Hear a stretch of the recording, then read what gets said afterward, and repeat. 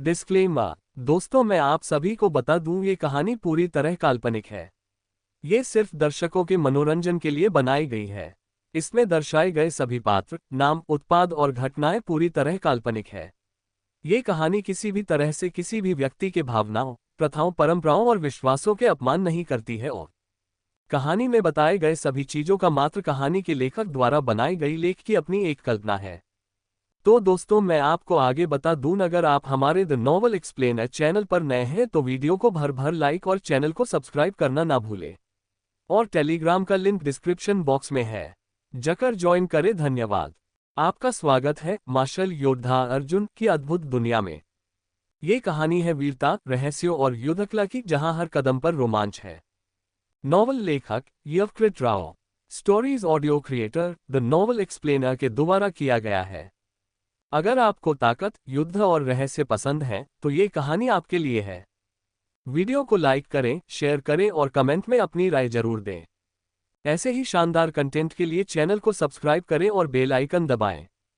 Martial योद्धा अर्जुन, जहां हर योद्धा की तकदीर तलवार से लिखी जाती है। एपिसोड 281। 1000 फुट का काला रेशम कीट। गहरी खामोश रात में ठंडी हवा चल रही थी, जिसने सब कुछ बर्फीली ओस से ढक दिया था। अर्जुन अचानक अपनी गहरी नींद से जाग गया। खतरे के प्रति एक स्वाभाविक प्रवृत्ति अचानक उसके मन में उभरी। उसने तुरंत अपनी ऊर्जा दृष्टि खोली और एक रोएदार उजाड़ जानवर को देखा जो धीरे धीरे गेंद की तरह आगे बढ़ रहा था। इस उजाड़ जानवर की एक जोड़ी काली गोल आंखें थीं और इसका शरीर असंख्य छोटे छोटे तंतुओं से ढका हुआ था। ये तंतु जमीन पर रगड़ खा रहे थे, लेकिन अजीब बात यह थी कि इससे एक भी आवाज नहीं निकल रही थी। इतना ही नहीं, जानवर की मौजूदगी बहुत ही छिपी हुई थी। ऐसा कोई संकेत नहीं था कि वह मौजूद था। जैसे जैसे वह आगे बढ़ता गया, उसके छिद्रों से नाशक तरल पदार्थ बाहर निकलता गया। वह जहां भी जाता, इस तरल पदार्थ से निशान जमीन पर पीछे रह जाता। ये नाशक तरल पदार्थ भी धीरे धीरे मिट्टी में रिस गया। ची ची ची। अर्जुन ने पहले जो विस्फोटक डिस्क सरणी स्थापित किए थे, उनसे धीमी आवाजें निकल रही थीं जो लगभग सुनाई नहीं दे रही थीं। जमीन में रिसने वाले नाशक तरल के कारण डिस्क सरणी शुरू होने से ठीक पहले ही बेकार हो गई थी। अर्जुन की मांसपेशियां तनावग्रस्त हो गईं और उसके शरीर के भीतर का बैंगनी क्रिस्टल प्रकाश से भर गया। यह उजाड़ जानवर 1000 फीट का काला रेशम का कीड़ा था। अर्जुन ने पहले दिव्य जंगल पुस्तक में पढ़ा था कि 1000 फीट का काला रेशम कीट एक उजाड़ जानवर था जिसे संभालना बेहद मुश्किल था। ये रात में अपने शिकार पर घात लगाना पसंद करता था और इसका स्वभाव मंदबुद्धि था। ये राजा श्रेणी के उजाड़ जानवरों के मल को पूरी तरह से अनदेखा कर देता था। चूंकि इसके शरीर से निकलने वाला तरल पदार्थ इग्निशन डिस्क एरे को खराब कर सकता था, इसलिए ये कई साधकों को आश्चर्यचकित कर सकता था। इसलिए यह अकेले यात्रा करने वाले कई साधकों के लिए भी दुश्मन था। 1000 फीट के काले रेशम कीट के शरीर के बाल सुई की तरह होते थे। उन्हें गोली से उड़ाया जा सकता था और इसके अंदर मौजूद जहरीले शारीरिक तरल पदार्थ के कारण एक योद्धा सिर्फ उस नाशक तरल पदार्थ के एक छोटे से हिस्से को छूते ही मर जाता था। ये 1000 फीट के काले रेशम कीट की सबसे शक्तिशाली चाल थी। जब वह अपने शरीर के सभी बालों को तीर की तरह फेंकता था तो उससे बच पाना लगभग असंभव था। एक सामान्य साधक का यदि किसी 1000 फीट के काले रेशम कीट से सामना हो जाए तो वह उससे लड़ने से बचने के लिए छिप जाता है। अर्जुन ने दिव्य जंगल में आने से पहले ही काफी तैयारियां कर ली थीं। 1000 फीट के काले रेशम कीट की कमजोरी उसकी गति थी। उससे निपटने के लिए उसे पहले एक छेद बनाना था और फिर दूर से उस पर हमला करना था। यह आत्महत्या करने के बराबर था, एक ऐसे उजाड़ जानवर के साथ हाथापाई करने की कोशिश करना जो विष से भरा हुआ था और जिसके कांटे स्टील की तरह ठोस थे। हाथ में वीर धनुष के साथ अर्जुन अचानक गड्ढे से बाहर निकल आया। पेंग, पत्थर और मिट्टी उड़कर दूर जा गिरी। अचानक हुए विस्फोट ने 1000 फीट के काले रेशम के कीड़े को कुछ देर के लिए वहीं रोक दिया। उस समय अर्जुन 30 मीटर से ज्यादा पीछे की ओर उड़ चुका था। जब वह हवा में था तो उसने वीर धनुष को पूरी ताकत से खींचा। अर्जुन की युआन क्यूई तेजी से संघनित होकर काले तीर के सिर में घुस गई। पवन पीछा करने वाले तीर की ठंडी किरण रात में चमक उठी। वूस, अर्जुन का तीर उड़ गया और उसकी रोशनी की किरणें रात के आसमान को चीरती हुई चली गईं। अर्जुन ने जो हवा का पीछा करने वाला तीर चलाया था, उसके तीर के सिरे में विस्फोटकों की एक श्रृंखला थी। ये तीर बिजली की गति से 1000 फीट के काले रेशम कीट पर लगा। धमाका, एक जोरदार धमाके के साथ विस्फोटकों की श्रृंखला फट गई।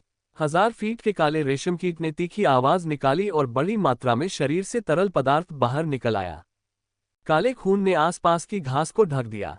एक धीमी ची ची ची ध्वनि के साथ जहरीला खून जहां भी गिरा जमीन में छेद कर गया। उसी समय जब 1000 फीट का काला रेशम कीट तड़प रहा था, अर्जुन की नजरें 1000 फीट के काले रेशम कीट पर टिकी थीं, जो बाज जैसी नजरों से देख रहा था। उसने अपनी भुजाएं मोड़ ली और लगातार तीर चला रहा था। पेंग पेंग पेंग धनुष की डोरी से धीमी गड़गड़ाहट जैसी ध्वनि निकल रही थी। जब तीखे तीर हवा में से गुजरते थे तो अपने पीछे युआन क्यू का स्पष्ट निशान छोड़ते थे। अंधेरे में ये तीर उल्का वर्षा की तरह बरस रहे थे, जिनमें सब कुछ चीर देने की क्षमता थी। वे उस घाव पर बरस रहे थे जो 1000 फीट के काले रेशम कीट को विस्फोटक तीर से लगा था। हुश हुश हुश कुछ तीर 1000 फुट लंबे काले रेशम कीट के घाव को भेदते हुए उसके कोमल मांस में घुस गए। तीरों ने 1000 फीट लंबे काले रेशम कीट के कमजोर पेट को तब तक फाड़ दिया जब तक कि मांस पूरी तरह से अंदर नहीं घुस गया और फिर जमीन पर चिपक गया। 1000 फीट लंबे काले रेशम कीट ने धरती हिला देने वाली चीख मारी और उसकी सारी मांसपेशियां सिकुड़ गईं, जिससे उसके सारे बाल बाहर निकल आए। आमतौर पर 1000 फीट का काला रेशम कीट शिकार के लिए केवल 10 कीले ही बाहर निकालता था, लेकिन अब जब उसे मौत का खतरा था तो 1000 फीट के काले रेशम कीट ने अपनी सारी कीलें बाहर निकाल दी और वे घने मूसलाधार बारिश की तरह गिर पड़े। ये वास्तव में एक ऐसा हमला था जो सर्वव्यापी था। जिन साधकों ने 1000 फीट काले रेशम के कीड़ों के खिलाफ लड़ाई लड़ी थी, वे इस हताश हमले में आसानी से मारे गए क्योंकि बचने का कोई रास्ता नहीं था। अर्जुन ने अनुमान लगाया था कि 1000 फीट का काला रेशम कीट किसी भी कीमत पर उसका मुकाबला करने की पूरी कोशिश करेगा। जैसे ही उसका पैर जमीन पर पड़ा, उसके नीचे की जमीन फट गई। अर्जुन का शरीर तेज हवा के झोंके से ऊपर की ओर उठा हुआ लग रहा था, जैसे वह 1000 फीट के काले रेशम कीट की तरफ पंख की तरफ बढ़ रहा हो। हुश हुश हुश अनगिनत सुइयां उड़कर अर्जुन के शरीर से गुजरी, लेकिन उसने उन सभी को चकमा दे दिया। अर्जुन की वर्तमान स्थिति ऐसी थी जहां पर बहुत कम मात्रा में सुइयां थीं, क्योंकि यहीं पर 1000 फीट काले रेशम कीट का घाव था। अर्जुन के हमले से 1000 फीट के काले रेशम कीट के मांस का एक बड़ा हिस्सा उड़ गया था और कुछ बाल बचे रह गए थे। साथ ही चूंकि मांस का ज्यादा हिस्सा क्षतिग्रस्त हो चुका था, इसलिए बाल बाहर नहीं निकल पाए। 1000 फीट काले रेशम कीट के सर्वव्यापी आक्रमण में यह एकमात्र दोष था। अर्जुन ने पहले से ही अनुमान लगा लिया था, क्योंकि 1000 फीट के काले रेशम कीट के हताशा भरे हमले से निपटना उसके लिए मुश्किल हो सकता था। अर्जुन ने अपनी स्थिति को अच्छा बनाने के लिए यह दोष बनाया था। अपने पिछले हमले की असफलता को देखकर 1000 फीट का काला रेशम कीट घबरा गया। उसने अपने शरीर से सारी सुइयां बाहर निकाल दी थी। थोड़े समय में ही इसकी युद्ध शक्ति बहुत कम हो गई थी। उसने अपने शरीर के भीतर विषाक्त पदार्थों को इकट्ठा किया और उम्मीद की कि वह इसे अर्जुन पर उगल देगा, जिससे उसका शरीर नष्ट हो जाएगा। लेकिन इस समय अर्जुन आगे बढ़ चुका था और अपने शरीर की एक चमक के साथ वह 1000 फीट काले रेशम कीट के ठीक सामने आ गया था। 1000 आर्मी सेबर को बाहर निकाला गया और साथ ही एक आवाज निकली। ब्लेड की चमक के साथ इसने 1000 फीट काले रेशम कीट के सिर को काट दिया। इससे पहले कि 1000 फीट काला रेशम कीट अपने विष को बाहर निकाल पाता, सेबर में संघनित विशाल युआन क्यूई ने उसके सिर को विस्फोट कर दिया। 1000 फीट का काला रेशम कीट जो तीखी आवाजें निकाल रहा था, ऐसा लग रहा था जैसे उसका गला दबा दिया गया हो, क्योंकि आवाजें बंद हो गई थीं। जमीन पर गिरने से पहले उसका शरीर कुछ बार जोर से हिल गया। अर्जुन की पूरी आक्रमण प्रक्रिया एक ही झटके में पूरी हो गई थी। उसने 1000 फीट के काले रेशम कीट को कोई राहत नहीं दी। ये देखकर कि 1000 फीट का काला रेशम कीट पहले ही मर चुका था, अर्जुन को 10,000 जानवर टोटेम के हृदय सूत्र याद आ गए। एस्पेक्ट टोटेम को संघनित करने के लिए सबसे पहले किसी उजाड़ जानवर की लाश से जानवर के निशान को संघनित करना पड़ता था। जानवर का निशान हाल ही में मारे गए उजाड़ जानवर के जीवन सार और उजाड़ की शक्ति का संघनन था। सामान्य परिस्थितियों में एक उजाड़ जानवर के जीवन का सार और उजाड़ की शक्ति उसके मारे जाने के बाद धीरे धीरे आसपास के वातावरण में फैल जाती है।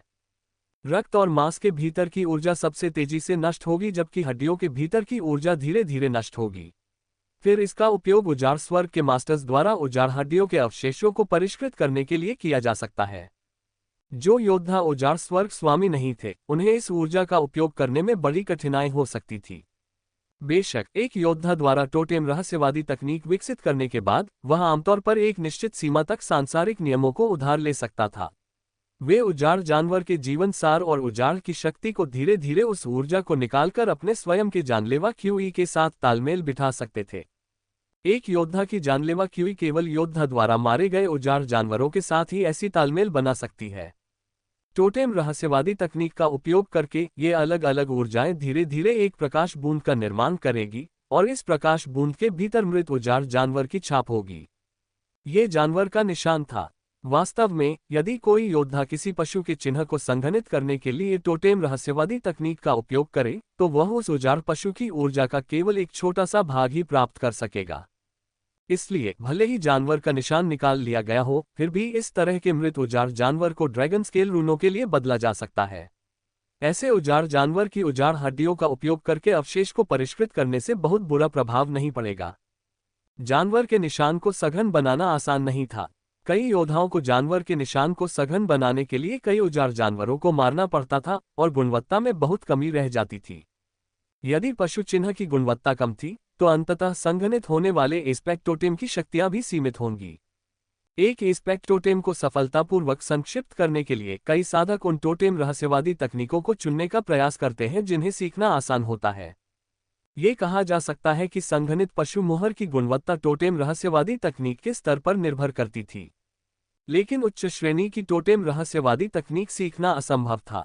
दर्जनों उजाड़ जानवरों को मारने से प्राप्त जानवर के निशान की गुणवत्ता संदिग्ध थी, इसलिए चाहे टोटेम रहस्यवादी तकनीक कितनी भी उच्च श्रेणी की क्यों न हो, यह अभी भी व्यर्थ थी।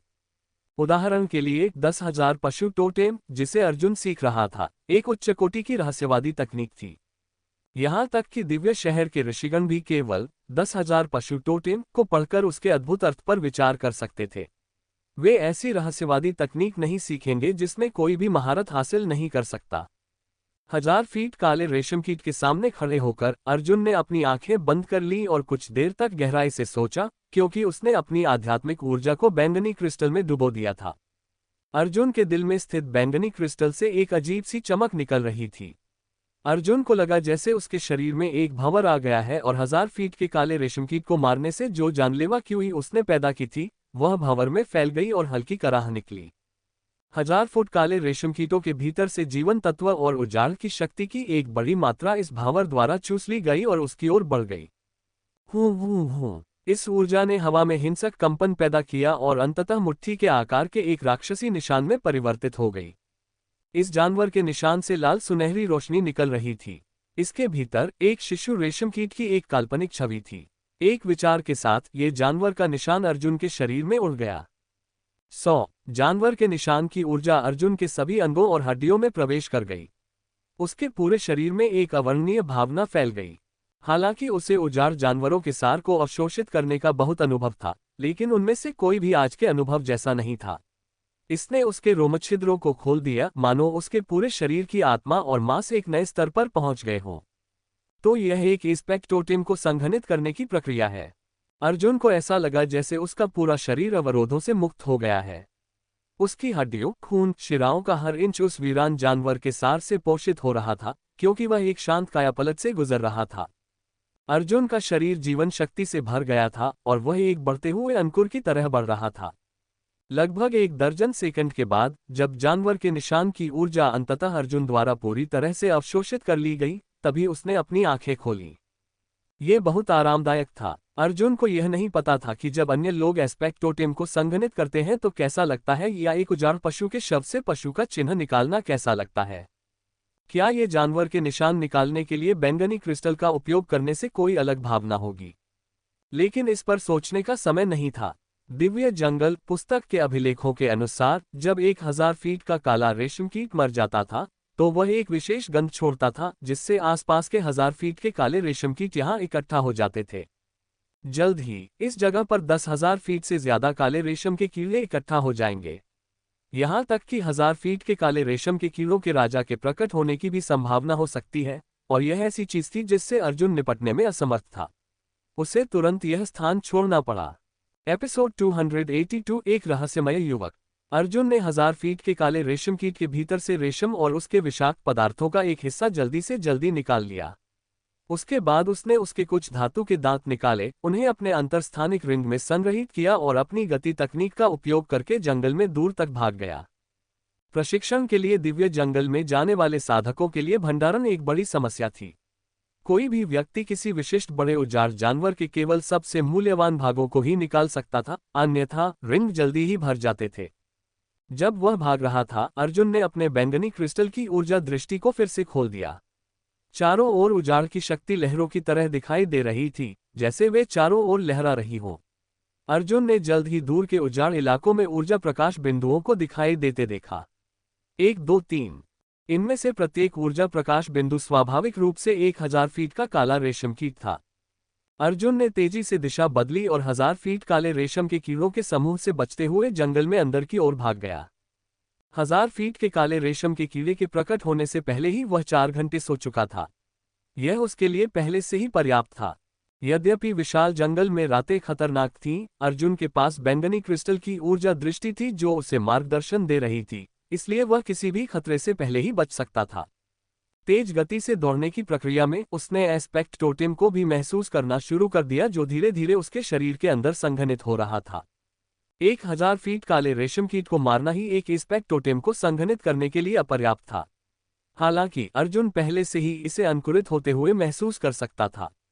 एक सामान्य योद्धा का एस्पेक्ट टोटेम आमतौर पर उसके प्रकट होने के बाद निर्धारित किया जाता था, लेकिन 10,000 जानवर टोटेम एस्पेक्ट टोटेम का स्वरूप इसके लिए इस्तेमाल किए जाने वाले उजाड़ जानवरों से अलग था। इसमें कई तरह के विचित्र बदलाव हो सकते हैं, अपने भ्रूणीय रूप से लेकर प्रारंभिक अवस्था तक और अंततः अपने पूर्ण रूप तक। यह उत्परिवर्तनों से गुजर सकता है और विकसित हो सकता है। यह अज्ञात था कि जब एक एस्पेक्ट टोटेम उत्परिवर्तित होगा तो वह कैसा होगा। अर्जुन इसके लिए उत्सुक था, लेकिन वह जानता था कि अपनी वर्तमान स्थिति में वह अभी भी अपने एस्पेक्ट टोटेम को उत्परिवर्तित करने में सक्षम नहीं था। उसने अपनी लंबी यात्रा में केवल पहला कदम ही उठाया था। अंतहीन जंगल के अंधेरे में अर्जुन अज्ञात समय तक भागता रहा। उसे अंधेरे में छिपे कुछ उजाड़ जानवरों का सामना करना पड़ा, लेकिन उसने पहले ही उनसे बचकर निकल जाने का प्रयास किया। जब भोर की पहली किरण अंधेरे को चीरती हुई आई तो दूर की धरती धुंध से ढक गई। ये धुंध लगातार बदलती रही और इससे भयानक गंध निकल रही थी। ये तो धुंध थी। इसके बाद अर्जुन ने बुलबुले फूटने की आवाज सुनी। उसके सामने एक अंधेरा और अंतहीन दलदल दिखाई दिया। हल्की धुंध ने कीचड़ को ढक लिया। यहां तक पहुंचते पहुंचते हवा में तीखी बदबू चरम पर पहुंच गई थी। ये ब्लैकवाटर दलदल है। अर्जुन ने दिव्य जंगल पुस्तक में दर्ज रिकॉर्ड को याद किया।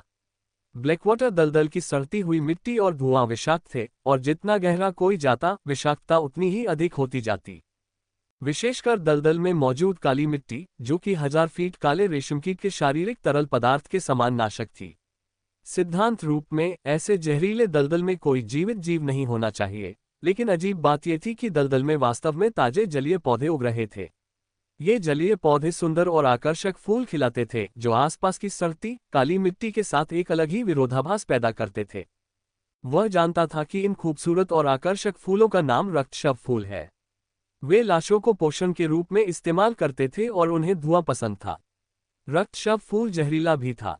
इस स्थिति में अर्जुन अपने शरीर को ढकने के लिए युआन क्यूई का उपयोग कर सकता था, जिससे वह कीचड़ की नाशक प्रकृति का सामना कर सकता था, लेकिन समय के साथ उसकी युआन क्यूई भी तेजी से समाप्त हो जाएगी। ब्लैकवाटर दलदल भी दूर तक फैला हुआ था। अर्जुन ने अनुमान लगाया कि दलदल को पार करने के लिए उसे कम से कम 1 दिन और 1 रात चलना पड़ेगा। लेकिन अर्जुन का मानना था कि इस विषाक्त कीचड़ में वह 2 घंटे से अधिक नहीं टिक सकेगा। इसके अलावा ब्लैकवाटर दलदल में कुछ उजाड़ जानवर भी थे, जैसे ब्लैकवाटर प्राचीन मगरमच्छ। अगर वह उनमें से किसी से मिलता तो वह मुसीबत में पड़ जाता। क्या मुझे कोई चक्कर लगाना पड़ेगा? अर्जुन ने थोड़ा सा मुंह सिकोड़ा। अगर उसे चक्कर लगाना पड़ा तो उसे उल्कापिंड घाटी तक पहुंचने से पहले लंबी दूरी तय करनी होगी। कभी कभी उजाड़ जानवरों से मुठभेड़ के साथ यात्रा में उसे कम से कम 10 दिन लगेंगे। जब वह इस पर विचार कर रहा था तो अचानक उसे कुछ दिखाई दिया। वह है। अर्जुन ने अविश्वास से दूर की ओर देखा। वहां पतली धुंध में हरे रंग का एक युवक हरी गाय पर सवार होकर धीरे धीरे चलता हुआ चला आ रहा था। हरे रंग की गाय के पैरों से दलदल के ऊपर सीढ़ियां दिखाई दे रही थीं, लेकिन कीचड़ का उन पर कोई दाग नहीं था। गाय की पीठ पर एक युवक पिकोलो पकड़े हुए था। उसने बांस की टोपी पहन रखी थी और दलदल में हवा को प्रभावित करते हुए एक मधुर धुन बजा रहा था। रक्तशव के फूलों की एक के बाद एक टहनियां हवा में लहरा रही थीं। खतरों से भरा जहरीला दलदल अचानक एक अभयारण्य में बदल गया जो वसंत की चमक और आकर्षण बिखेर रहा था। यहाँ तक कि सुंदर और आकर्षक रक्तशव फूल भी नर्म पड़ने लगे। अर्जुन हैरान था। एक हरी शर्ट, एक हरी गाय और एक पिकोलो चरवाहे की तरह कपड़े पहने एक युवक का ब्लैकवाटर दलदल में अचानक प्रकट होना एक बड़ी अजीब बात थी। ये युवक इस अंतहीन दिव्य जंगल में पूरी तरह से बेमिल लग रहा था। वह है। अर्जुन ने हरी गाय पर सवार हरे रंग के कपड़े पहने युवक को आते देखा। उसने अपने 1000 आर्मी सेबर के हैंडल को छुआ और अपने शरीर की युआन क्यूई को घुमाया। वह युवक के स्तर को नहीं देख पा रहा था। उसे लगा कि वह व्यक्ति बिल्कुल सामान्य व्यक्ति है। बैंगनी क्रिस्टल की दृष्टि से जांच करने के बाद भी युवक के भीतर बहुत अधिक ऊर्जा नहीं दिखी। उसके साथ एकमात्र चीज अलग थी, वह ये कि उसके शरीर में एक रंगीन जीवन शक्ति थी जो स्वाद और सुंदर दोनों थी। जब युवक ने अर्जुन को देखा तो उसने अपने मुंह से पिकोलो को अलग किया और अर्जुन को देखकर मुस्कुराया, हाय। युवक की आवाज सुनकर अर्जुन को ऐसा महसूस हुआ जैसे वह बसंत की हवा में नहा रहा हो। अर्जुन ने अपनी सतर्कता कम नहीं की और प्रतिक्रिया स्वरूप थोड़ा सिर हिलाया। क्या आप दिव्य जंगल से आए साधक हैं? अर्जुन ने सहज रूप से उस युवक की ताकत को महसूस किया। लेकिन वह युवक सिर्फ 16 साल का लग रहा था। ये कल्पना करना मुश्किल था कि स्वर्ग का इतना गर्वित बेटा भी था। साधक। युवक थोड़ा चौंका और फिर हंस पड़ा। उसने धीरे से अपना सिर हिलाया, नहीं, मैं नहीं हूं। मैं बस एक पर्यटक हूं, बस दिव्य जंगल से गुजर रहा हूं। पर्यटक दिव्य जंगल से गुजर रहे हैं। अर्जुन घबरा गया। जिस दिशा से वह युवक आया था, संभवतः वह ब्लैकवाटर दलदल को पार करके आया था। ब्लैकवाटर दलदल बहुत जहरीला था, फिर भी वह बिना किसी हिचकिचाहट के इसे पार कर सकता था। हालांकि ये वह बात नहीं थी जिससे अर्जुन सबसे ज्यादा चिंतित था। वह घबरा गया क्योंकि युवक जिस दिशा में जा रहा था वह स्पष्ट रूप से सूरतगढ़ दिव्य साम्राज्य की ओर था, और जिस उत्तरी भाग से वह आया था वह एक निर्जन स्थान था। दिव्य जंगल के उत्तर में अंतहीन उजाड़ भूमि थी। वहां कई शक्तिशाली उजाड़ जानवर निष्क्रिय थे। यहां तक कि जब मानव ऋषियों ने उन उजाड़ जानवरों में से कई का सामना किया तो उन्हें भागना पड़ा। इस युवक ने वास्तव में कहा कि वह दिव्य जंगल से गुजर रहा था। अगर वह वास्तव में उत्तर से आया था तो वह वास्तव में कहां से आया था? यह दिव्य जंगल का दूसरा छोर तो नहीं हो सकता, है ना? हालांकि अर्जुन का मन अस्त व्यस्त था, फिर भी वह सतह पर शांत दिखाई दिया। उसने एक और शब्द नहीं कहा। यह रहस्यमय युवक वर्तमान से अलग दुनिया का था, या शायद वह युवा भी नहीं था। अच्छा, आप बहुत दिलचस्प हैं। युवक ने अर्जुन की ओर देखा और हंसते हुए कहा, हम शायद फिर मिलेंगे। ऐसा कहने के बाद वह अपनी हरी गाय पर सवार होकर अर्जुन के पास से गुजरा। पिकोलो की मधुर ध्वनियां एक बार फिर बजने लगी। खुशनुमा धुन हकीकत में बदलती हुई प्रतीत हुई। वह सफेद बादलों से अटे नीले आसमान में बेरोक टोक उड़ती चली गई। आकाश में उड़ते पक्षी भी उस धुन की ओर आकर्षित हुए और युवक से कुछ ही दूरी पर हवा में नाचने लगे। दलदल में दूर एक अजीब सी दिखने वाली जहरीली मछली पानी से बाहर निकली और बुलबुला उड़ाया। वह बहुत खुश दिख रही थी। ये जीवन रूप जो लोगों में भय और घृणा पैदा करते थे, अब खुश आत्माओं में बदल गए। इस दृश्य ने अर्जुन पर गहरी छाप छोड़ी। अर्जुन ने देखा कि युवक आंखों से ओझल हो गया। उसे लगा कि युवक की पिकोलो धुन में जादुई शक्ति है जो निराश जानवरों के विचारों को नियंत्रित कर सकती है। जब युवक ने ब्लैकवाटर दलदल को पार किया तो ऐसा लगा जैसे वह किसी बगीचे में टहल रहा हो। वह स्पष्ट लक्ष्य था, फिर भी हताश जानवर उसे नहीं देख सके, लेकिन शायद यह वह अजीब धुन थी जिसने उस पर हमला होने से रोका। ये युवक वाकई अजीब है। उसके पास उजाड़ जानवरों को नियंत्रित करने की क्षमता है। वह सूरतगढ़ दिव्य साम्राज्य की ओर क्यों जा रहा है? अर्जुन ने बड़बड़ाते हुए कहा। मार्शल आर्ट के रास्ते में हर तरह की अजीबोगरीब चीजें होती हैं। किसी व्यक्ति के पास जानवरों को नियंत्रित करने की क्षमता होना कोई आश्चर्य की बात नहीं है। जहां तक इस बात का सवाल है कि वह युवक सूरतगढ़ दिव्य साम्राज्य की ओर क्यों जा रहा था, या वह सिर्फ दिव्य साम्राज्य से होकर गुजर रहा था, अर्जुन को इस बारे में सोचने की जहमत नहीं उठानी पड़ी। उसे सबसे ज्यादा इस बात की चिंता थी कि वह ब्लैकवाटर दलदल को कैसे पार करेगा। ये रास्ता इतना दूर था कि कोई चक्कर नहीं लगाया जा सकता था। अर्जुन दलदल के किनारे तक गया और लगभग 15 मिनट तक आगे बढ़ने के बाद वह अचानक रुक गया। ओह! उसकी ऊर्जा दृष्टि में काली ऊर्जा का एक विशाल भंडार भूमिगत रूप से छिपा हुआ था। गुल्लू गुल्लू धुंध भरे दलदल में अचानक असामान्य हलचल का आभास हुआ। कीचड़ उछला और एक बड़ा सा बुलबुला फूटा। धुंध के बीच एक काला साया दिखाई दिया। एपिसोड 283 दो पंखों वाला बैलदानव। एक हाथ में ईंट और दूसरे हाथ में थाउजेंड आर्मी सेबर लिए अर्जुन ने सेबर की नोक ब्लैकवाटर प्राचीन मगरमच्छ की नाक पर रखी थी। ब्लैकवाटर प्राचीन मगरमच्छ को डर था कि अर्जुन उसे मार देगा, इसलिए वह केवल उसके निर्देश का पालन कर सकता था कि उसे दलदल से पार ले जाए। छप छप। ब्लैकवाटर प्राचीन मगरमच्छ का शरीर नाशक कीचड़ से टकराकर दलदल में और गहरे जाने लगा। जब अर्जुन ने दलदल के गहरे हिस्सों को देखा तो उसने चुपचाप आह भरी। ब्लैकवाटर दलदल वास्तव में मौत से भरी जगह थी। दलदल में बहुत सारे कीचड़ भरे गड्ढे थे और अगर कोई सावधान न रहे तो वह उनमें गिर सकता था। यहाँ बहुत कम उजाड़ जानवर निष्क्रिय अवस्था में थे, लेकिन उजाड़ जानवरों की हड्डियां बहुत ज्यादा थीं। सभी उजाड़ जानवरों का मांस नष्ट हो गया था, यहाँ तक कि बची हुई उजाड़ हड्डियों ने भी अपनी बहुत सारी ऊर्जा खो दी थी। दलदल के विषाक्त पदार्थों से वे काले हो गए थे। अर्जुन ने एक विशाल अजगर की हड्डियां भी देखी जो दलदल में आधी दबी हुई पहाड़ की चोटी जैसी दिख रही थी। सैकड़ों मीटर तक आसमान में फैली पसलियां नीले आसमान को चीरती हुई भालों की तरह लग रही थीं। अर्जुन को यह विश्वास करना कठिन लगा कि इतना शक्तिशाली उजाड़ जानवर यहाँ इस दलदल में मर जाएगा। दलदल में कुछ उजाड़ जानवर भी थे, लेकिन यहाँ जहरीले पौधे बहुत ज्यादा संख्या में थे। वहां जहर से भरी बेलें थीं जो दसियों मीटर ऊंची थीं, और वहां अजीबोगरीब रंग बिरंगे फूल थे जो लाशों को निगल सकते थे। अर्जुन ने एक हवाई जहाज के अवशेष भी देखे। ये दलदल के गहरे हिस्से में बर्बाद हो गया था। पतवार बुरी तरह सड़ गई थी और उस पर खून की तरह लालकाई उगाई थी। दिव्य जंगल में उड़ने वाले हवाई जहाज आमतौर पर आकार में बड़े होते थे। उनके पास सभी प्रकार की व्यूह रचनाएं, हथियार और तोपें होती थीं जिन्हें नियंत्रित करने के लिए मानव प्रभु स्तर के 10 से ज्यादा मनुष्यों की जरूरत होती थी।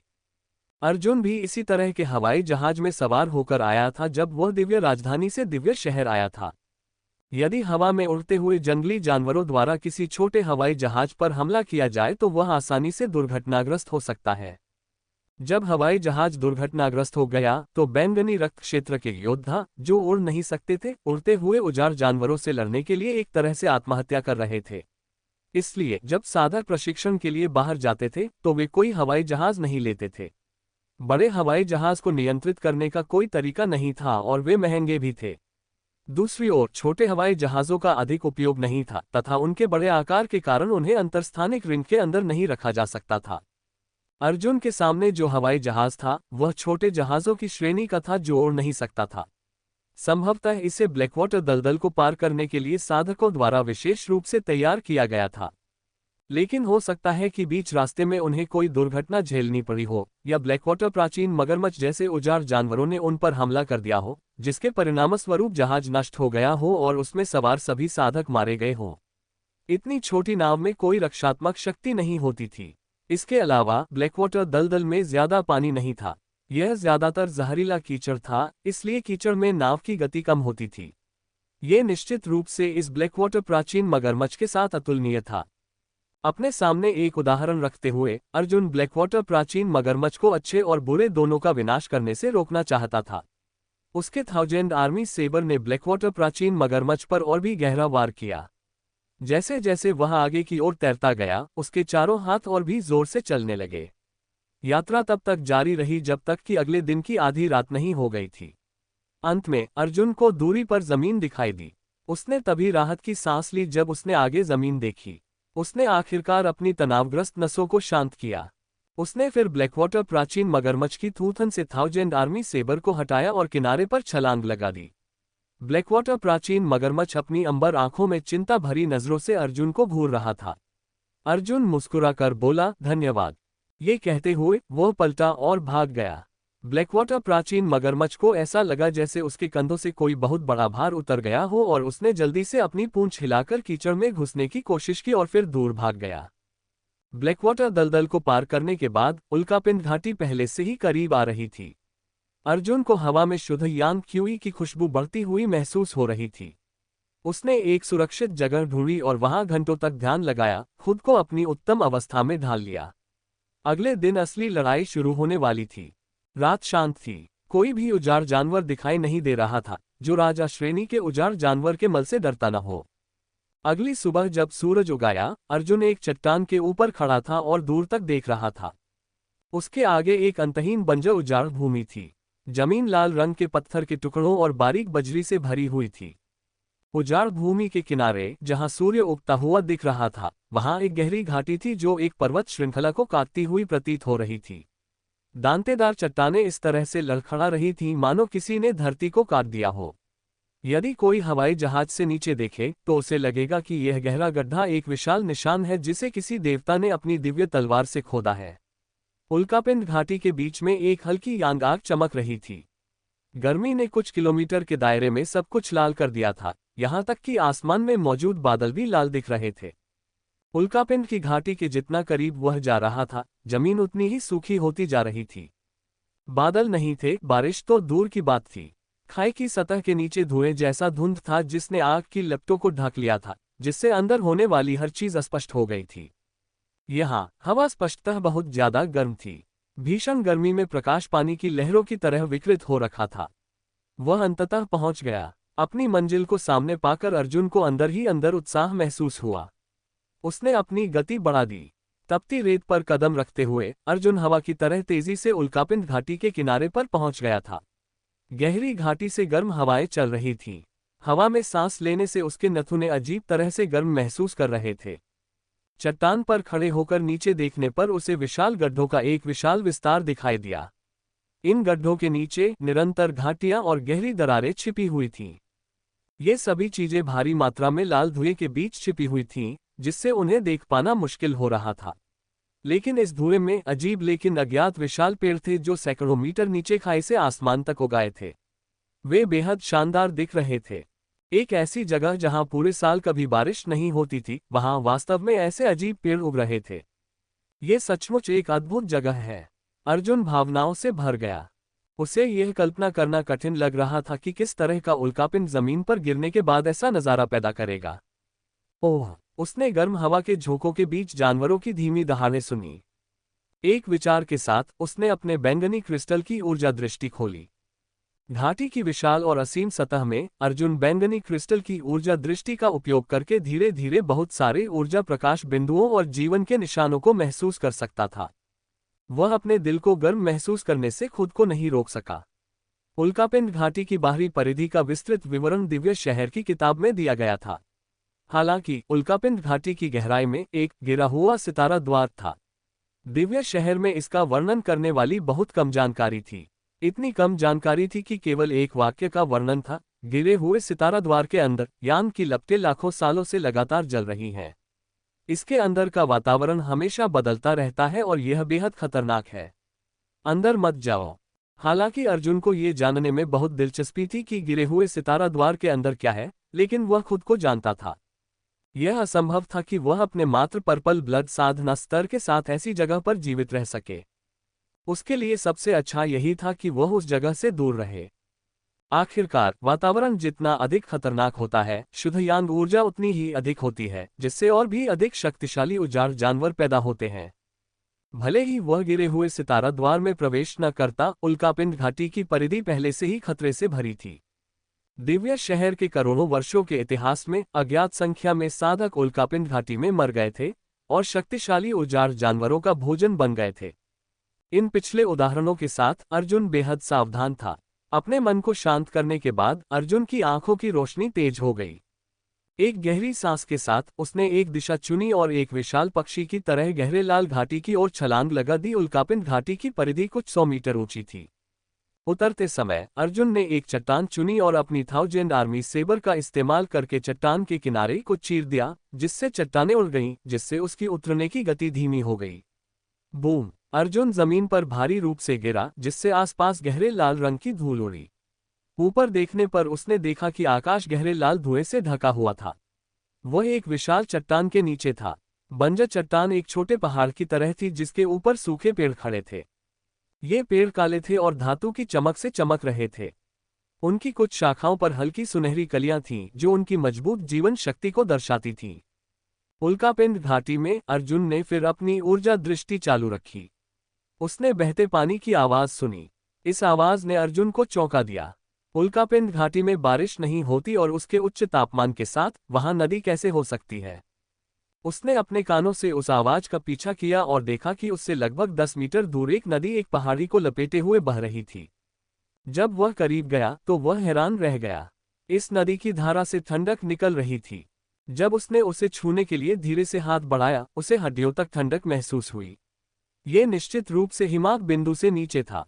अर्जुन चौंक गया। यह नदी क्या है? नदी का पानी साफ था, जिससे उसे नीचे का नजारा दिख रहा था। उसमें ताड़ के आकार की पारदर्शी मछलियां तैर रही थीं। जब अर्जुन इस अजीब नदी पर आश्चर्यचकित था तो उसकी ऊर्जा दृष्टि में कुछ परिवर्तन हुआ। अचानक तेज हवा चलने लगी और आसमान में सीटी बजने लगी। कोई चीज तेजी से हवा को चीरती हुई आगे बढ़ रही थी। उसने ऊपर नहीं देखा क्योंकि वह पहले से ही अपनी ऊर्जा दृष्टि से जानता था कि उसके ऊपर की ध्वनि क्या थी। यह एक अजीब जानवर था जिसका सिर बैल का था लेकिन शरीर बकरी का। इसकी पीठ के पीछे नुकीले पंजे और पंख थे। जब उसने अपने पंख फैलाए तो वह 9 मीटर से ज्यादा लंबा था। उसने अर्जुन के सिर पर एक बड़ी छाया डाली। 2 पंखों वाला बैल दानव। वह जल्दी से नीचे झुक गया क्योंकि उसके सिर के पास से तेज हवा बह रही थी। 2 पंखों वाला बैल दानव अपने धातु के पंजों से नीचे की ओर चीर रहा था, जो ब्लेड जैसा दिख रहा था। अगर वह उस पर वार करता तो उसका सिर धड़ से अलग हो जाता। अर्जुन ने अपना शरीर जमीन से सटाकर दूर हट गया। वीर धनुष जल्दी से उसके हाथों में आ गया और उसने जल्दी से एक घातक तीर चलाया जो एक शूटिंग स्टार की तरह था और उस उजाड़ जानवर के सिर पर मारा। बैंगनी क्रिस्टल की दृष्टि से अर्जुन 2 पंखों वाले बैल दानव को स्पष्ट रूप से देख सकता था। ये तीर उस बैल दानव की कमजोरी पर साधा गया था। ये 2 पंखों वाला बैल दानव ब्लैकवाटर प्राचीन मगरमच्छ से बहुत कमजोर था। इसके पंख काले लोहे की तरह मजबूत थे, लेकिन इसका पेट बेहद नरम था, जो इसकी कमजोरी थी। 2 पंखों वाला बैल दानव अपने तेज हमले के बीच में था। हालांकि उसे खतरा महसूस हुआ, लेकिन नजदीक होने के कारण उसे चकमा देने में बहुत देर हो चुकी थी। पवन का पीछा करने वाले तीर 2 पंख वाले बैल दानव के पेट में घुस गए थे। धमाका। 2 पंखों वाला बैल दानव चट्टानों से जोर से टकराया। उसके पेट से शुद्ध यांग ऊर्जा निकलने लगी। उल्कापिंड घाटी की सबसे दूर की परिधि में उजाड़ जानवर काफी कमजोर थे, इसलिए अर्जुन के लिए 2 पंख वाले बैल दानव से निपटना बहुत आसान था। जैसे ही अर्जुन 2 पंख वाले बैल दानव के आत्मा चिन्ह को अवशोषित करने वाला था, उसने अचानक एक कर्कश आवाज सुनी। अचानक तेज तलवारों की किरणें आकाश में उठने लगीं। अर्जुन थोड़ा स्तब्ध रह गया और उस दिशा में देखने लगा जहां से आवाज आ रही थी। ओह, यहाँ और भी लोग थे।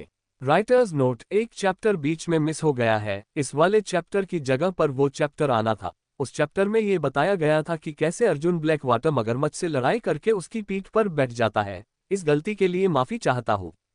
आप मुझे कमेंट्स में बता सकते हैं। अगर आपको वो चैप्टर पढ़ना हो तो मैं पब्लिश कर दूंगा, पर नंबरिंग में मिस्टेक हो जाएगी। सॉरी। आप में से कुछ लोगों को ये बातें अजीब लग सकती है कि ये कैसे संभव हो सकता जो इस चैप्टर में लिखा गया है, पर ये एक फैंटेसी नॉवेल है, इसलिए यहाँ वो सब कुछ है जो एक दिमाग सोच सकता है। इसलिए सिर्फ मनोरंजन के आधार पर पढ़े। धन्यवाद। एपिसोड 284 धातुई अग्नि चींटी। अर्जुन की आंखों में एक चमक सी आ गई और उसकी दृष्टि धुंध की परतों को चीरती हुई आगे बढ़ी। उसने तुरंत दूर का दृश्य देखा। यह एक किशोर लड़का और लड़की थे जो एक विशाल लाल चींटी से लड़ रहे थे। अर्जुन ने भी इस लाल चींटी को पहचान लिया। ये धातुई अग्नि चींटी थी। इसका शरीर लाल कवच से ढका हुआ था जिससे ये लगभग अजेय हो गई थी। इसकी कमजोरी इसकी एंटीना थी। एक बार इसके एंटीना काट दिए जाने पर धातुई अग्नि चींटी अंधी हो जाएगी। न केवल इसकी आसपास के वातावरण को समझने की गति धीमी होगी, बल्कि इससे बहुत नुकसान भी होगा। जब ऐसा हुआ तो उसे मारना बहुत आसान था, लेकिन धातुई अग्नि चींटी अपने एंटीना की बहुत सावधानी से रक्षा करती थी। जो कोई भी उसके एंटीना पर हमला करने की कोशिश करता, उसे पहले धातुई अग्नि चींटी के क्रूर धातु के चिमटे से निपटना पड़ता। वे जवान लड़का लड़की की जोड़ी स्पष्ट रूप से धातुई अग्नि चींटी से कमजोर थे, इसलिए वे खतरनाक स्थिति में थे। वे दिव्य शहर के साधक होने चाहिए। अर्जुन ने उनकी पोशाक और उनकी साधना तकनीकों से निर्धारित किया कि वे दोनों दिव्य शहर से आए थे। वह थोड़ी दुविधा में था। वह तुरंत आगे नहीं बढ़ा। उसने देखा कि दोनों मुश्किल से ही स्थिति को संभाल रहे थे, लेकिन वे इतनी जल्दी हार नहीं मानने वाले थे। उसे पहले शुद्ध यांग जानवर के निशान को अवशोषित करने की कोशिश करनी थी। यह पहला शुद्ध यांग उजाड़ जानवर था जिसे उसने उल्कापिंड घाटी में मारा था। वह अपनी पहली शुभ हत्या को बर्बाद नहीं कर सकता था, क्योंकि अगर वह उजाड़ जानवर की मौत के बाद बहुत देर से ऐसा करता तो जानवर के निशान को संघनित नहीं किया जा सकता था। अर्जुन ने अपनी आध्यात्मिक ऊर्जा के साथ बैंगनी क्रिस्टल के साथ संपर्क स्थापित किया और एक भंवर जैसी शक्ति प्रकट हुई, जो उस 2 पंख वाले बैल दानव से जुड़ गई जिसे उसने अभी अभी मारा था। वूस, वूस, वूस। जैसे ही उजाड़ जानवर का यांगसार निकाला गया, ऊर्जा घूमने लगी। एक 2 पंखों वाले बैलदानव जानवर का निशान मुट्ठी के आकार का था, जो बहुत ही जीवंत लग रहा था, हवा में बन गया। जैसे ही जानवर का निशान दिखाई दिया, वह तुरंत उड़ने की कोशिश करने लगा। एक विचार के साथ अर्जुन ने उसे खींचने के लिए एक बड़ी चूषण शक्ति का उपयोग किया और जानवर का निशान तुरंत उसके शरीर में समा गया। जब जानवर का निशान अर्जुन के शरीर में घुसा तो उसका शरीर कांप उठा। वह महसूस कर सकता था कि शुद्ध यांग ऊर्जा उसके शरीर के भीतर बह रही थी और फिर उसकी हड्डियों और खून में प्रवेश कर रही थी और आखिर में धीरे धीरे उसके डेंटियन में प्रवेश कर रही थी। अर्जुन ने जो शुद्ध यांग युआन क्यूई अवशोषित की, वह एक भट्टी की तरह जल रही थी। इसने उसके शरीर की हड्डियों और खून को और भी अधिक कठोर बना दिया, जिससे सामंजस्य प्रक्रिया और भी अधिक पूर्ण हो गई। जैसा कि अपेक्षित था, उल्कापिंड घाटी में उजाड़ जानवरों के पास अत्यंत समृद्ध और शुद्ध यांग युआन क्यूई है। मैं अंततः एक शुद्ध यांग टोटेम को संघनित कर सकता हूँ। अर्जुन ने 10,000 जानवर टोटेम के अभिलेखों का पालन किया और एक शुद्ध यांग टोटेम बनाने के लिए जानवर के निशान का उपयोग करने की कोशिश की। ये पहली बार था जब वह एक 10,000 जानवर टोटेम एस्पेक्ट टोटेम को संघनित करने का प्रयास कर रहा था। 1000 फीट का काला रेशम का कीड़ा जिसे उसने पहले मारा था, वह शुद्ध यांग उजाड़ जानवर नहीं था, इसलिए अर्जुन ने केवल उसके जानवर के निशान को अवशोषित किया था। यह आज के विपरीत था, जहां उसने एस्पेक्ट टोटेम के निर्माण के लिए जानवर के निशान की ऊर्जा का उपयोग एक आधार के रूप में किया था। शीर्ष ग्रेड टोटेम रहस्यवादी तकनीक के रूप में, जिसका खराब मूल्यांकन किया गया था और जिसे ऋषि भी नहीं समझ सके थे, अर्जुन 10,000 जानवर टोटेम की तकनीक का उपयोग अपने एस्पेक्ट टोटेम के लिए कर रहा था। जैसे जैसे उसकी ऊर्जा प्रसारित हुई, अर्जुन ने महसूस किया कि उसके शरीर में सूक्ष्म रूप से बदलाव हो रहा है। वह अवर्णनीय रूप से प्रसन्न था और वह और भी अधिक गंभीर हो गया। लेकिन जब अर्जुन ने 2 पंख वाले बैल दानव के जानवर के निशान को पूरी तरह से तोड़कर एस्पेक्ट टोटेम बनाने की कोशिश की तो उसे खुश होना मुश्किल हो गया। हालांकि 2 पंखों वाला बैल दानव अपेक्षाकृत कमजोर था और उसके शरीर में काफी शुद्ध यांग ऊर्जा थी, लेकिन वह एस्पेक्ट टोटेम का 10,000वां हिस्सा भी पूरा नहीं कर सका।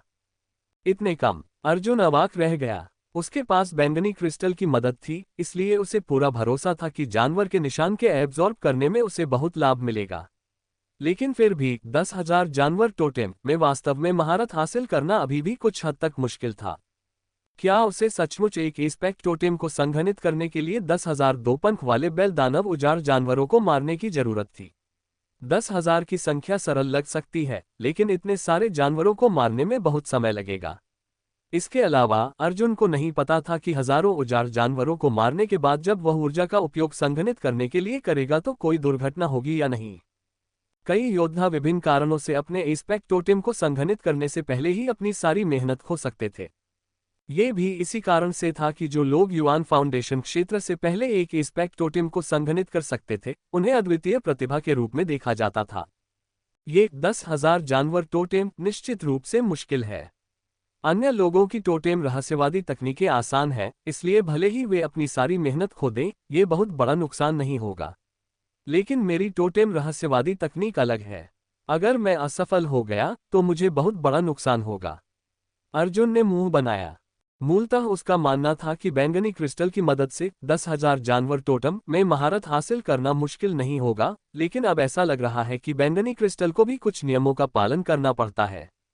10,000 जानवर टोटेम में लिखा है कि 10,000 जानवर टोटेम में पूरी तरह से महारत हासिल करने के लिए किसी को 10,000 आदिम प्रजातियों को मारना होगा। एक आदिम प्रजाति और एक साधारण उजाड़ जानवर के बीच सबसे बड़ा अंतर उनकी ऊर्जा गुणवत्ता में था। बैंगनी क्रिस्टल अपनी इच्छानुसार ऊर्जा को नियंत्रित कर सकता था, लेकिन यह ऊर्जा की गुणवत्ता को बदल नहीं सकता था। 2 पंखों वाले बैल दानव की ऊर्जा की गुणवत्ता स्पष्ट रूप से बहुत कम थी। ये 10,000 जानवर टोटेम के एस्पेक्ट टोटेम बनाने के लिए योग्य नहीं था। मेरे लिए आदिम प्रजातियों को मारने की कोशिश करना असंभव है। ऐसा लगता है कि मुझे और भी उच्च रैंक वाले शुद्ध यांग उजाड़ जानवरों को मारने की कोशिश करनी होगी। मुझे ये देखना होगा कि क्या उन शुद्ध यांग उजाड़ जानवरों की ऊर्जा मुश्किल से 10,000 जानवर टोटेम के एस्पेक्ट टोटेम का निर्माण करने में सक्षम है। उसने आह भरी। यही इस अत्यंत उच्च ग्रेड की रहस्यवादी तकनीक की समस्या थी। यहाँ तक कि ऋषि मुनि भी इसमें महारत हासिल नहीं कर सकते थे, तो ये समझना आसान था कि उसके बैंगनी रक्त क्षेत्र स्तर के साथ उसे कितनी कठिनाई का सामना करना पड़ेगा। इसमें कोई आश्चर्य की बात नहीं है कि सीनियर विश्वनाथ ने भी मुझे 10,000 जानवरों के टोटेम को चुनने से रोकने के लिए हर संभव कोशिश की थी। भले ही मैंने कुछ दिन पहले ही सेबर सत्य के 32 शब्दों पर अंतर्दृष्टि प्राप्त करने के लिए इसका इस्तेमाल किया था, फिर भी उन्हें नहीं लगा कि मैं 10,000 जानवरों के टोटेम को सीख सकता हूं। ये टोटेम रहस्यवादी तकनीक निश्चित रूप से कठिन है। अर्जुन जब ये सोच ही रहा था, तभी कुछ ही दूरी पर एक लड़की की चीख गूंजी। ऐसा लग रहा था कि वह बहुत खतरे में है। ओह, अब और नहीं रुका जा सकता। अर्जुन ने पलटकर उस दिशा में देखा। उसने देखा कि धातुई लाल चींटी बर्फ के क्रिस्टल की एक परत में ढकी हुई थी। वह गुस्से में थी और उसने उन दोनों पर पागलों की तरह हमला कर दिया था। ये बर्फ के क्रिस्टल स्पष्ट रूप से विस्फोटक सरणी मनका के कारण बने थे, जिसका इस्तेमाल उन दोनों ने किया था। लेकिन न ही इसने धातुई अग्नि चींटी को घायल किया, बल्कि उल्टा उसे क्रोधित भी कर दिया। चूंकि वे सभी दिव्य शहर से थे, भले ही वे एक दूसरे को नहीं जानते हो, अर्जुन मदद किए बिना नहीं रह सकता था। उसने अपनी 1000 आर्मी सेबर निकाली और वह धातुई अग्नि चींटी की ओर बढ़ा। सेबर की ऊर्जा और साथ ही अर्जुन के प्रकट होने से आसपास की ऊर्जा में नाटकीय रूप से उतार चढ़ाव आ गया। वे दोनों, जो धातुई अग्नि चींटी को संभालने के लिए संघर्ष कर रहे थे, उन्हें अन्य चीजों पर ध्यान देने का समय नहीं मिला और अंततः उन्हें एहसास हुआ कि पास में एक और व्यक्ति भी था। अर्जुन को देखकर वे बहुत खुश हुए। युवक ने तुरंत चिल्लाकर कहा, दोस्त, हम तीनों मिलकर इस धातुई अग्नि चींटी को मार डालेंगे। अपने पास मौजूद किसी भी जीवन रक्षक तुरुप के पत्ते के साथ कंजूसी मत करना। जब हम धातुई अग्नि चींटी को मार देंगे तो तुम सभी बेहतरीन सामग्री ले सकते हो। धातुई अग्नि चींटी के हमले के कारण युवक की आवाज में तेजी थी। उसे लग रहा था कि उसके लिए परिस्थितियां सही नहीं हैं। लेकिन इससे पहले कि वह अपनी बात पूरी करता, अर्जुन हवा के तेज झोंके की तरह धातुई अग्नि चींटी के सिर की ओर दौड़ पड़ा। अर्जुन का लक्ष्य स्वाभाविक रूप से धातुई अग्नि चींटी का एंटीना था। उस धातुई अग्नि चींटी को यह उम्मीद नहीं थी कि एक छोटा इंसान अचानक उसके सामने आ जाएगा। एक क्षण की हिचकिचाहट के बाद उसने अपने 2 एंटीना पीछे खींच लिए। उसी समय उसने अपने धातु जैसे चिमटे खोले और अर्जुन को काटने की कोशिश की। धातुई अग्नि चींटी के धातुई चिमटे काले लोहे के स्तंभ को भी तोड़ सकते थे। आह! लड़की, जो कुछ ही दूरी पर थी, चीख पड़ी। धातुई अग्नि चींटी को संभालना बहुत मुश्किल था और हर कोई जानता था कि इसकी कमजोरी इसकी एंटीना है, लेकिन इसके एंटीना पर हमला करना जितना आसान कहना था, उतना करना नहीं था। धातुई अग्नि चींटी की प्रतिक्रिया बहुत तेज थी और जल्दबाजी में ऊपर चढ़ने से न केवल धातुई अग्नि चींटी के एंटीना पर हमला करना मुश्किल होगा, बल्कि धातुई अग्नि चींटी के सबसे शक्तिशाली हमले का भी सामना करना पड़ेगा। लड़की ने अवचेतन रूप से उस दृश्य के बारे में सोचा जहां अर्जुन को काटकर मार दिया गया था और उसका दिल भर आया। इस पल में अर्जुन की प्रतिक्रिया बहुत तेज थी। उसने हवा के बीच में दिशा बदलने के लिए मिनट सूक्ष्मता आंदोलनों के बड़े सफलता चरण का उपयोग किया। उसी समय उसके अंतरस्थानिक रिंग से एक काली किरण चमक उठी और अर्जुन ने ईंट दूसरे हाथ में लेकर धातुई अग्नि चींटी पर हमला किया। काचा सुनहरी ईंट सीधे धातुई अग्नि चींटी के मुंह पर लगी। अर्जुन की ईंट पर कोई ऋण अभिलेख नहीं था, लेकिन चूंकि अत्यधिक कठोर धातु सबसे कठोर और भारी सामग्री थी, इसलिए जब धातुई अग्नि चींटी ने आगे की ओर काटा तो उसके मस्तिष्क को झटका लगा। यह एहसास ऐसा था मानो किसी ने लाखों पाउंड के हथौड़े से उसका सिर कुचल दिया हो। चाहे शरीर कितना भी मजबूत क्यों न हो, फिर भी चक्कर आ जाता है। उस क्षण में जब धातुई अग्नि चींटी हतप्रभ थी, अर्जुन ने 1000 आर्मी सेबर का उपयोग किया और धातुई अग्नि चींटी के 2 एंटीनों पर निशाना साधा। एक ब्लेड से कटने की साफ आवाज सुनाई दी। सेबर क्यों भड़की और आकाश में एक सफेद झरने की तरह चमक उठी।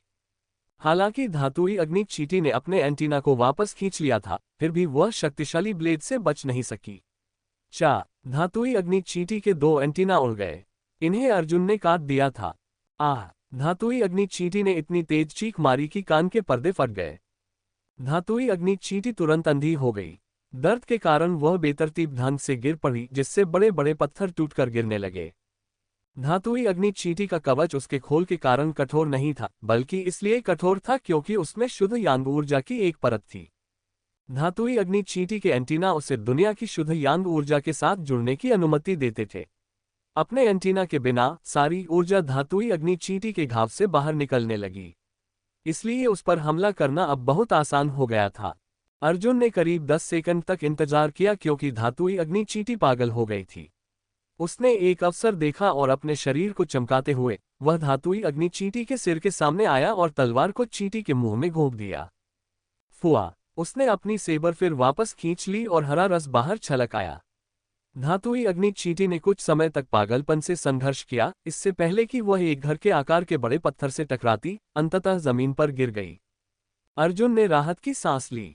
हो गया। ये धातुई अग्नि चींटी पहले वाले 2 पंख वाले बैल दानव से कहीं ज्यादा शक्तिशाली थी। अगर ऐसा न होता तो उन दोनों साधकों की हालत इतनी दयनीय नहीं होती। इस समय अर्जुन के पीछे वे दोनों, जो अर्जुन के साथ टीम बनाने की योजना बना रहे थे और धातुई अग्नि चींटी से निपटने के लिए सभी तुरुप के पत्तों का उपयोग करना चाहते थे, पूरी तरह से स्तब्ध थे। वे अर्जुन की पीठ को अचंभित होकर देखने लगे। उनके मुंह थोड़े खुले हुए थे और उन्हें बंद करने में उन्हें काफी समय लगा। ये छोटा सा लड़का लगभग 13 साल का लग रहा था और वह निश्चित रूप से एक नौसिखिया साधक था, फिर भी वह धातुई अग्नि चींटी को आसानी से मार सकता था। ये लड़का एक बहुत शक्तिशाली है, उन दोनों ने सोचा। एपिसोड 285 परिचित लोग। अर्जुन ने धातुई अग्नि चींटी को मारने के बाद अपनी तलवार से उसके 2 पंजे काट डाले। जिस क्षण धातुई अग्नि चींटी मरी, उसके अंदर की युआन क्यूई खत्म होने लगी, इसलिए पंजे की जोड़ी को आसानी से हटाया जा सका। भाई, क्या मैं आपका नाम जान सकता हूं? अर्जुन के पीछे से एक युवक की आवाज आई। अर्जुन ने पलटकर देखा और जिस युवक का पीछा धातुई अग्नि चींटी ने किया था, उसने अपनी मुट्ठियां भींच ली। मैं विराट तंवर हूं और यह मेरी छोटी बहन अंजलि तंवर है। हम दिव्य शहर के दूसरे वर्ष के साधक हैं। युवक ने अपना परिचय देने के बाद कहा, अगर यह भाई न होता तो हमें आज जीवन रक्षक सरणी आकर्षण बर्बाद करना पड़ता और इसकी वजह से हमें उल्कापिंड घाटी छोड़नी पड़ जाती। कई साधक प्रशिक्षण अभियान पर निकलने से पहले जीवन रक्षक डिस्क सरणी खरीदने के लिए ड्रैगन स्केल रून की एक बड़ी राशि खर्च करते थे। इसका उपयोग उनके जीवन की रक्षा के लिए अंतिम उपाय के रूप में किया जाता था। एक बार जीवन रक्षक डिस्क सरणी का उपयोग हो जाने के बाद उन्हें शहर लौटने पर विचार करना होगा। यदि नहीं तो गंभीर रूप से घायल होने या यहां तक कि मृत्यु होने की संभावना बहुत अधिक थी। इससे पहले कि अर्जुन कोई जवाब दे पाता, हवा में एक आवाज गूंज उठी। तलवार थामे एक लड़की और एक मोटा लड़का तेजी से उनकी ओर दौड़े। विराट, अंजलि, क्या तुम ठीक हो? तलवार चलाने वाली युवती एक छाया की तरह थी और कुछ चमक के साथ वह विराट और अंजलि के सामने प्रकट हुई। आए हुए लोगों को देखकर अर्जुन चौंक गया। ये लड़का और लड़की की जोड़ी वास्तव में महिमा तंवर और अंकुर की थी। वह जानता था कि महिमा और अंकुर इस पूरे समय प्रशिक्षण के लिए बाहर गए थे, लेकिन उसने कभी उम्मीद नहीं की थी कि वे उल्कापिंड घाटी में होंगे। महिमा को देखकर अर्जुन को एहसास हुआ कि कुछ महीनों में जब वह उससे नहीं मिला तो उसकी आंतरिक युआन क्यूई शुद्ध हो गई थी। वह शायद युआन फाउंडेशन क्षेत्र में प्रवेश करने की तैयारी में पहले से ही ऊर्जा एकत्र कर रही थी। उसकी साधना का स्तर पहले ही बैंगनी रक्त के शिखर पर पहुंच चुका है। उसने सोचा। हालांकि उसने स्वर्ग की आंख बना ली थी, फिर भी वह एक नज़र में महिमा के सटीक साधना स्तर को निर्धारित करने में असमर्थ था। बहन, तुम इतनी जल्दी आ गई। महिमा को देखकर अंजलि बहुत खुश हो गई और उसने महिमा के हाथ पकड़ लिए। तभी अर्जुन ने ध्यान दिया कि उन सभी का उपनाम एक ही था, तंवर। वे संभवतः डिफेंडर ड्यूक के परिवार से थे। विराट और अंजलि उम्र में बड़े हो सकते हैं, लेकिन वे स्पष्ट रूप से महिमा की ताकत से कोई मुकाबला नहीं कर सकते थे। हाँ, मुझे तुम्हारा संकट संकेत मिला और मैं यहाँ के लिए भागी हुआ आई हूँ। और अर्जुन, मुझे उम्मीद नहीं थी कि मैं तुम्हें यहाँ देखूंगी। क्या संयोग है। महिमा ने अर्जुन को पहले ही देख लिया था। वह अर्जुन की दिल से बहुत प्रशंसा करती थी। तो तुम अर्जुन हो। कोई आश्चर्य नहीं कि इतनी कम उम्र में तुम्हारे पास इतनी ताकत है। अंजलि और विराट ने स्वाभाविक रूप से उसका नाम सुना था, लेकिन उन्होंने उसे कभी व्यक्तिगत रूप से नहीं देखा था। वे ये भी जानते थे कि जिस छोटी बहन को वे स्वर्ग की गर्वित बेटी मानते थे, उसे पहले अर्जुन ने हराया था। ये वास्तव में एक संयोग है। वास्तव में मेरे लिए उल्कापिंड घाटी में होना बिल्कुल सामान्य बात है, लेकिन मिस तंवर के लिए। तुम बर्फ के नियमों का पालन करती हो, तो फिर यहाँ उल्कापिंड घाटी में क्यों हो? महिमा ने मुस्कुराते हुए कहा, उल्कापिंड की घाटी आसपास से सारी शुद्ध यांत्रियों को सोख लेती है। उल्कापिंड की घाटी के नीचे एक ऐसी जगह है जहाँ बहुत ज्यादा यिन ऊर्जा भी है। उस बहुत ज्यादा यिन वाली जगह से एक बर्फ की नदी बहती है। मैं पिछले कुछ दिनों से यहाँ प्रशिक्षण ले रही हूँ। ओह, ऐसी कोई चीज भी यहाँ है। अर्जुन केवल शुद्ध यांग भूमि के बारे में जानकारी पढ़ रहा था, इसलिए वह नहीं जानता था कि उल्कापिंड घाटी के भीतर एक शुद्ध यिन भूमि भी मौजूद है। उसने पहले भी एक छोटी नदी देखी थी जिसका तापमान हिमांक बिंदु से नीचे था। ये संभवतः उस बर्फीली नदी की एक सहायक नदी थी। संभवतः ये भी विपरीत का सिद्धांत था। हाँ, छोटे भाई अर्जुन, हम वास्तव में यहाँ मिल गए हैं। अंकुर को भी अर्जुन के बारे में बहुत अच्छी धारणा थी। आखिरकार, जैसा कि कहावत है, दोस्ती तभी बढ़ती है जब आप मारपीट करते हैं। उसने अर्जुन के कंधों को जोर से थपथपाया और कहा, छोटे भाई अर्जुन, तुमने उल्कापिंड घाटी पर अपना शोध किया होगा, लेकिन जानकारी सिर्फ जानकारी है। इसकी तुलना हमारे जैसे लाइव मैप से नहीं की जा सकती। मैं, अंकुर, ने उल्कापिंड घाटी में कई महीने बिताए हैं। मैं तुम्हें बता सकता हूं कि किस स्थान पर किस तरह के उजाड़ जानवर मौजूद हैं और किस तरह के उजाड़ जानवर तुम्हें सबसे अच्छे लगते हैं। सभी के साथ मिलकर हम एक दूसरे का ख्याल रख सकते हैं। अंकुर के शब्दों ने अर्जुन को थोड़ा झिझकने पर मजबूर कर दिया। उल्कापिंड घाटी वास्तव में एक बहुत ही खतरनाक जगह थी। अकेले ही सब कुछ संभालना बहुत थका देने वाला था। खास तौर पर रात में आराम करते समय उसे बहुत सतर्क रहना पड़ता था। ये बहुत थका देने वाला काम था, लेकिन अकेले रहने के भी फायदे थे। जब वह दुविधा में था तो अंकुर ने कहा, छोटे भाई अर्जुन, इस धातुई अग्नि चींटी को तुमने मारा है। जल्दी से अपने एस्पेक्ट टोटेम को संघनित करने का प्रयास करो। हालांकि युआन फाउंडेशन दायरे से पहले एस्पेक्ट टोटेम को संघनित करना बहुत मुश्किल है, लेकिन छोटे भाई की प्रतिभा के साथ अभी भी एक मौका है। अंकुर के ऐसा कहने पर सभी लोग उसकी ओर देखने लगे और उसके द्वारा जानवर का निशान बनाने की प्रतीक्षा करने लगे। वे देखना चाहते थे कि अर्जुन जैसे दोहरे प्रतिभाशाली व्यक्ति, जो सेबर सत्य और सूरतगढ़ पवित्र तकनीक दोनों को विकसित करने में कामयाब रहा था, किस प्रकार का जानवर चिन्ह प्राप्त कर पाएगा। आमतौर पर बैंगनी रक्त के अंतिम चरण में योद्धाओं को जानवर के निशान को संघनित करना बहुत मुश्किल लगता था, यहाँ तक कि वे उसे संघनित करने में असमर्थ भी हो जाते थे। उदाहरण के लिए, अंकुर एक जानवर के निशान को संघनित करने में असमर्थ था। वह केवल प्रशिक्षण के लिए और ड्रैगन स्केल रून अर्जित करने के लिए उल्कापिंड घाटी में आया था। समूह को उत्सुक बच्चों की तरह अपनी ओर देखते हुए देखकर अर्जुन असहाय महसूस कर रहा था। अकेले होने का लाभ ये था कि वह बिना किसी संकोच के, बिना किसी की निगरानी के जानवर के निशान को संघनित कर सकता था। अर्जुन को नहीं पता था कि उसने बैंगनी क्रिस्टल का इस्तेमाल करके जो जानवर का निशान बनाया था, उसमें दूसरों की तुलना में क्या अंतर है। ये बहुत अजीब नहीं लगेगा, है ना? तुमने जो जानवरों के निशान बनाए हैं, वे कैसे दिखते हैं? अर्जुन ने सहजता से पूछा। अगर वे बहुत अलग दिखते हैं, तो उसने इन लोगों के समूह के साथ रहने की योजना नहीं बनानी है। यह एक रोएदार छोटे जानवर जैसा दिखता है। एक खतरनाक स्थिति से बचने के बाद अंजलि स्पष्ट रूप से बहुत उत्साहित थी और जवाब देने के लिए दौड़ी। वह अभी तक युआन फाउंडेशन क्षेत्र में प्रवेश नहीं कर पाई थी, लेकिन दुर्लभ अवसरों पर वह एक जानवर के निशान को संघनित करने में सक्षम थी। हालांकि वह अभी भी एक एस्पेक्ट टोटेम को संघनित करने से बहुत दूर थी। अर्जुन, क्या तुमने पहले कभी जानवर के निशान को संघनित करने की कोशिश नहीं की है? अंजलि ने पूछा। मैंने कोशिश की है, उसने उत्तर दिया। अपनी आध्यात्मिक ऊर्जा को बैंगनी क्रिस्टल के साथ जोड़कर उसने जानबूझकर बैंगनी क्रिस्टल के ऊर्जा नियंत्रण को कम कर दिया। चूंकि जानवर का निशान सभी ने एक रोएदार छोटे जानवर के रूप में देखा था, तो शायद ये बहुत अपमानजनक नहीं था। सबसे अच्छा जानवर निशान वह था जिसमें संघनित ऊर्जा अधिक थी। इस विचार के साथ अर्जुन के शरीर ने एक भंवर उत्पन्न कर दिया। शुद्ध यांग ऊर्जा जो धातुई अग्नि चींटी से बचकर निकली थी, भंवर द्वारा खींच ली गई और जल्दी से एक साथ संघनित हो गई। प्रकाश की छोटी छोटी किरणें जो जुगनू की तरह दिख रही थीं, आकाश में एक सुनहरी चींटी के आकार में संघनित हो गई। चींटी बहुत जीवंत लग रही थी, मानो उसका अपना जीवन हो। एक विचार के साथ चींटी अर्जुन की ओर उड़ चली। इस समय विराट, अंजलि और साथी जो उसके आसपास थे, चींटी जानवर के निशान को देखकर पीले पड़ गए। उनके हाव भाव ऐसे थे जैसे उन्होंने कोई भूत देख लिया हो। ये बहुत तेज और आसान था। अर्जुन की प्रतिभा असाधारण थी, इसलिए उसका जानवर के निशान को संघनित कर पाना कोई अजीब बात नहीं थी, लेकिन ये जानवर का निशान बहुत हास्यास्पद था। जानवर का निशान अर्जुन के दांतियान में उड़ गया और गायब हो गया। अर्जुन ने महसूस किया कि उसके शरीर के भीतर एस्पेक्ट टोटेम के भ्रूण रूप में थोड़ा सा सुधार हुआ है, लेकिन यह अभी भी वास्तव में इसे संघनित करने से बहुत दूर था। उसने अपना सिर घुमाया और अंजलि, विराट और कंपनी के लोगों के चेहरे पर हैरानी देखी। ओह, क्या मेरा जानवर का निशान अजीब है?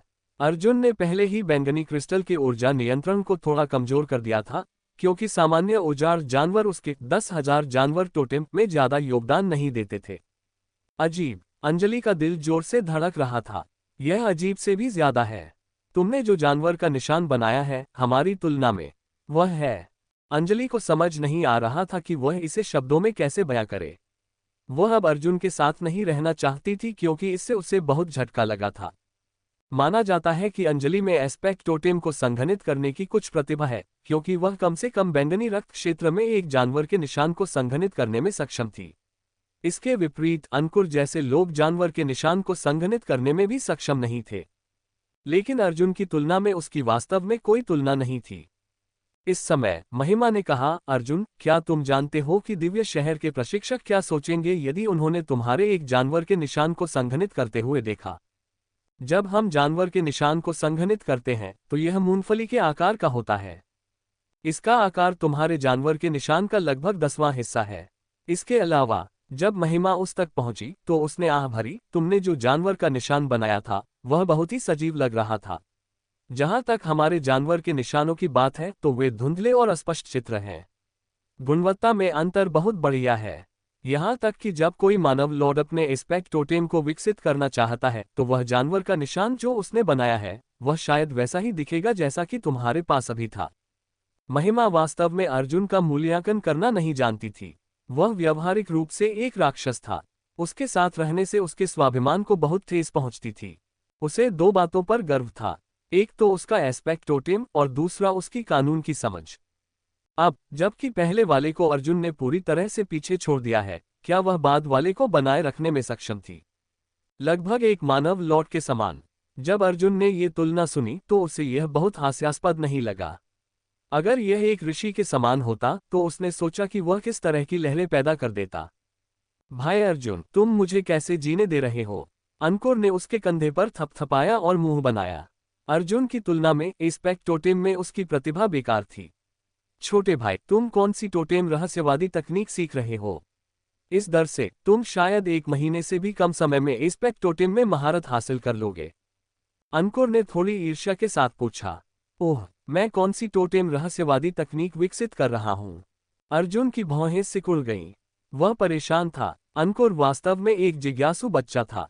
वह जो रहस्यवादी तकनीक सीख रहा था, अगर वह उसका जिक्र करता तो काफी चौंकाने वाला होता। नहीं, इसके बजाय ये कहा जाना चाहिए कि अगर उसका जिक्र होता तो लोग उसे पागल समझ लेते। लेकिन ऐसा नहीं लगता था कि वह इसे छुपा कर रख पाएंगे।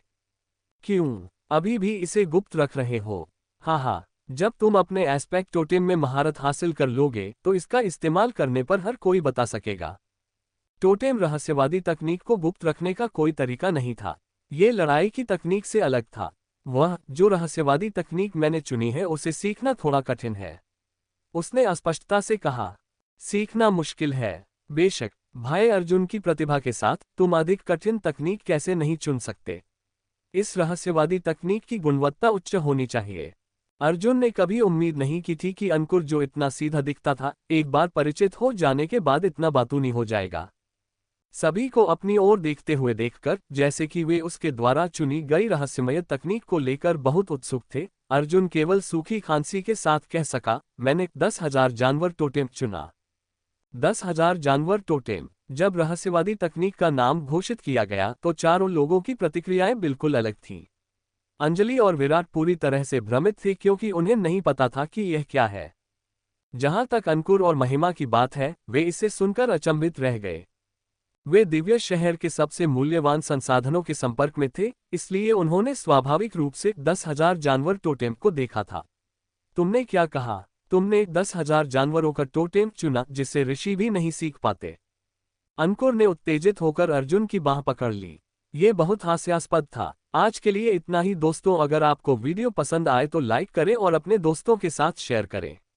और हमारे द नॉवल एक्सप्लेन चैनल पर बेहतरीन कहानियां का आनंद उठाएं। और हाँ, टेलीग्राम का भी लिंक डिस्क्रिप्शन में है, तो जरूर ज्वाइन करें ताकि आप हमारे अपडेट सबसे पहले पा सकें। आपका सपोर्ट हमारे लिए बहुत महत्वपूर्ण है, इसलिए हमारे साथ जुड़े रहें।